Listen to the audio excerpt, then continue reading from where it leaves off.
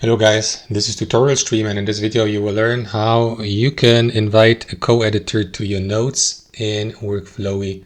So let us begin. Head over to your account on Workflowy and then guys expand the given calendar here, for instance, to navigate to the given day. Now you can do this, for instance, by clicking into this share button in the top right and invite the given co-editor to access your notes here on the left hand side as well. So click into this button, then use this field here to invite someone to your calendar or to your list of notes by entering the email address of the recipient here. But before you send the invitation, so that the given user may accept or decline it, make sure that you set the accessibility from can view to can edit and comment.